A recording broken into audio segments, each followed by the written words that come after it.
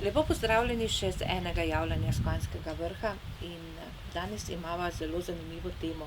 Včeraj je bil dan sredstev družbenega obveščanja in ob tem sem nekako pomislila, da smo tudi mi v tem zadnjem letu nekako spadamo sem, čeprav zelo, zelo upamo, da bomo lahko se videli čim prej in zelo kmalu tudi v živo. Če smem vstopiti v to misel, se mi zdi zelo pomembno, da dopolnjujete ostala klasična sredstva družbenega obveščanja, ko pomislimo recimo na radio, na televizijo, še posebej, če pomislimo na poročila, kjer na nek način nanizajo v kratkem času, recimo parih minut, kar nekaj teh obvestil in ti vmes ne pustijo predaha, da bi tisto kopico obvestil osebno premislil. Tukaj midva imamo pa samo eno temo in je ne pleteva predolgo, v bistvu ponudiva samo miselna izhodišča, upam, da osvetljena z raznih vidikov, ki potem cenijo dostojanstvo poslušalcev, tistih, ki nas spremljajo, v njihovem osebnem premisleku. Ali ob tem, kar midva razmišljava, to misel dograjujejo, ali pa jo speljajo na svoje področje, v neko drugo razsežnost. Tako da se mi zdi zelo, zelo pomembno to medijsko javljanje. Tudi sam, če rečem, zelo spremljam alternativne te informacije. Zakaj? Zato, ker je v uradnih medijih vse prepogosto informacija ne samo seznanjanja, ampak zastraševanja, informacija samo enega načina ponujene rešitve, kjer se dela na strahu, se dela ponavadi zato, da naj te prestrašim, potem pa takoj pokažem, to je pa edina možna rešitev. In tukaj se mi zdi zelo, zelo pomembno, da bi se prikazovalo vedno na nek način, tako da ni enoumno, ampak da dejansko se prikazuje na način, ki osvetljuje, celoten pogled na določeno družbeno situacijo. To pomeni z ene in z druge strani. Nekdaj so javni mediji to dokaj ponujali, po osamosvojitvi, zdaj pa se zdi, da smo zopet zapadli v eno enoumnost. Zakaj, s kakšnim namenom se bo zgodovina tako razkrila, pokazala in to enoumnost postavila tudi na piedestal, nezrelosti, nedopustnosti, celo medijske, ker je vsekakor nedopustno prikazovati, osvetljevati z enega samega stališča, ker na nek način, če osvetli samo eno lice, potem vidi samo tisto, nisi sposoben videti celote, ki je za presojanje, za vrednotenje človeka kot samostojne, avtonomne posamezne osebnosti zelo pomembna. In ravno ta covid čas je nekako najbolj pokazal, kakšna je vloga medijev, kakšna naj bi bila vloga medijev in kako je pomembna informiranost ljudi. Zelo spoštujem recimo medije, ki osvetljujejo obojestransko. Pred dnevom dvema me je obiskal Anton Komat, ki ponuja recimo v reviji Jana Zarja tudi drugo plat pogleda. To je v bistvu, če izpostavim eno revijo, se mi zdi prav tako vredna branja, zato ker pokaže eno in drugo stran. Ampak takšni mediji so danes sila redki. Po večini širijo enoumnost, tudi cerkveni. Ne pustijo ti svobodno razmišljati, ampak ponujajo dogme, resnice. Ne pa, da bi ti ponudili, kar je naloga tudi po mednarodnih konvencijah, recimo zakonikih. Če pomislimo na Nürnberški zakonik, tam je prav poudarjeno, da je potrebno nujno, vedno, v zadevah, ki niso tako jasne, in recimo tudi ta covid situacija, to je vendarle smo dejansko v situaciji, ki ni pregledna, ki ni tako, smo v dobi nekega eksperimenta, če bi lahko rekli, reševanja te situacije. In prav ta Nürnberški zakonik zelo poudarja, da je potrebno v takih situacijah, ko ponujaš ljudem rešitve, prikazati, ob tej pa te rešitvi tako pozitivno plat, kot mogoče ogrožujočo plat, ne. In prav tako je pomembno, da ljudje, ki na nek način, ki jih rešujemo, podpišejo, ne, to je zahteva podpisa, da so bili seznanjeni z obema stranema. Torej podpis, ki ga nekdo da, da se strinja recimo z ne vem kakšnim posegom, to ni, je mimo. Mora biti podpis, da je bil seznanjen tako s tako možno posledico, pozitivno, kot s tako možno negativno posledico. To je tudi Oljubetska konvencija, to je Nürnberški zakonik, Nürnberški helsinški zakonik, ne, ki zagotavljajo, bi rekel, spoštljiv odnos do človeka, do polne informiranosti, ne. In mediji, posebej uradni mediji, bi morali zagotavljati to polno informiranost.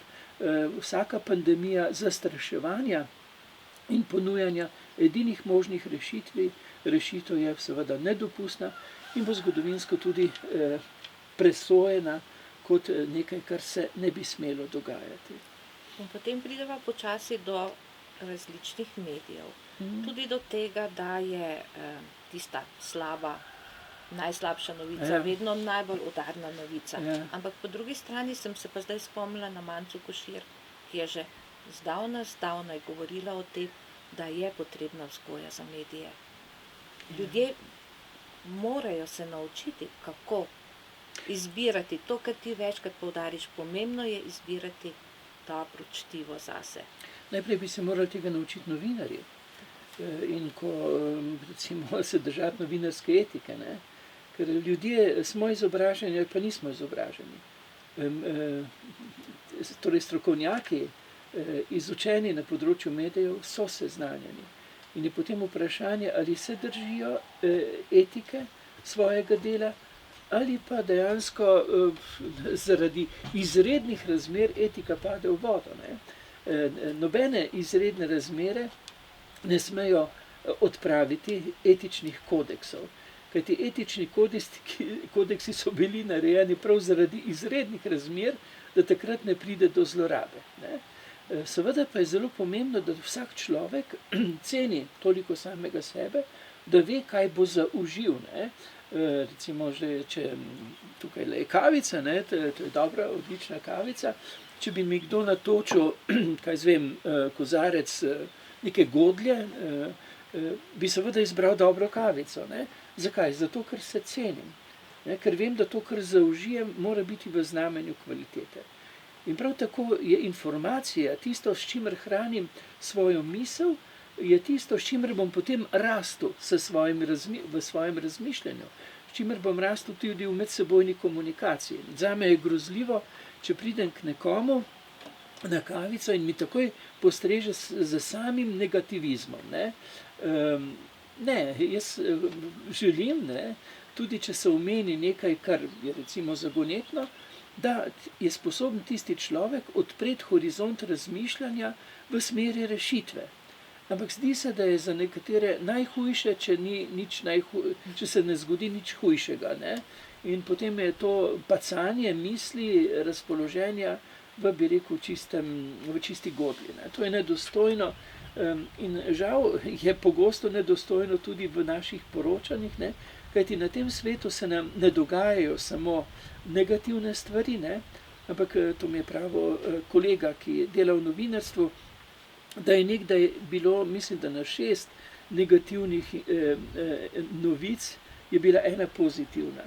Zdaj pa mislim, da je to razmerje 17:1. Sam običajno niti ni 17 novic, ne, ampak je po večinoma negativno. S tem, da se kultura praktično popolnoma briše, ne, to, kar dejansko nas konstituira kot narod, kar budi našo človečnost, se popolnoma briše in gre samo v neki negativni senzacionalizem, kar pa je seveda za medije, ki morajo pomagati konstruktivnosti družbe, skrajno nedopustno, zame tudi nerazumljivo. Zato je dostojno, da vsak človek izbere sam, s kakšno mero in s čim se bo hranil, ne. recimo moje poročila, ki jih poslušam, so zgolj ob 4. uri zjutraj, potem pa nič več. Ker v tistih parih novicah zvem bistveno, zakaj bi potem zgubljal čas v poglabljanju, bi rekel, neke turobnosti, ki nakazuje edine možne rešitve, ki so pod vprašanjem, ali so dejansko rešitve, ali pa bi morali to premisliti z osvetlitvijo obeh strani ponujenih reševalnih akcij, če temu rečemo tako. Se pravi, ti nisi potem velik porabnik vseh novic iz medijev. Sem, ampak Ali vedno si- alternativno. Jaz zbiram novice, ne. Zbiraš. Vsekakor ne bom dopustil, da mi samo en medij dejansko servira novice, ne. Ker v bistvu imam rad pestro hrano, ne. Imam tudi rad, to je zdrava hrana, ne. Tako imam tudi rad pestre medije, torej posebej cenim medije, ki so neodvisni in ki niso v očitnem kalupu manipulacije, ne, kar je vedno bolj razvidno. Torej, hočem misliti svojo glavo, to pomeni, da iščem informacije z ene in z druge strani, ne, in poslušam strokovnjake z ene in druge strani, berem z ene in druge strani, nenazadnje tudi zato, ker prav na to temo sedaj pišem knjigo, v knjigi pa se ve, da ne sme biti enoumna, ker je potem neumna in vsekakor ne bi rad takšen izpadel. In mogoče čisto vprašanje, ali bo kmalu končana. Vsi že Joj, nestrpno ja, čakamo na njo. Ja, zdaj me je prosil, prav omenjeni Anton Komat me je prosil, da bi napisal uvod v njegovo knjigo. Pač bom napisal, ampak to pomeni zamik tega, kar sam delam za kar nekaj dni. Potem pa moram pisati še marsikaj drugega rednega, pa še vse od kmetovanja, ki je gospa Kapra šla prej mimo, ne, to moram seveda tudi skrbeti za lastno duhovnost, ne, duhovno spokojnost. To je pomembno delo, o čemer sva že govorila, ne, na začetku tega meseca, ne. Torej, moram skrbeti za celovitost, s katero se preživljam, ne. To pomeni ne samo pisanje, ampak tudi odnosi, tudi fizično delo, tudi iskanje, kar sem rekel, kar je zame zelo pomembno, duhovne spokojnosti. Veste, ker res to, kar govori kvantna fizika, ko stopim v kapelo, ne, in pridem k samemu sebi, v duhovno spokojnost, v obnebje svetega, takrat zaznam najbolj srčiko utripa sveta. In temu se vsekakor ne želim dejansko odpovedati, kajti to je tudi temeljni vir, da me ne more nihče bazično, osebnostno manipulirati. Samo takrat, ko se oddaljimo od sebe, potem smo zelo lahek plen takšnih ali drugačnih medijev, takšnih ali drugačnih ideologij, takšnih ali drugačnih manipulacij. Če pa nismo tuji samemu sebi, svojemu lastnemu jazu, je pa vse, kar se okrog nas dogaja, ne stvar manipulacije, ampak stvar nenehnega miselnega preraščanja uvidov in je pravzaprav ena velika zanimivost v tem življenju. In s tem zaključujeva za danes in se vidimo Kmalu. kmalu. Tako.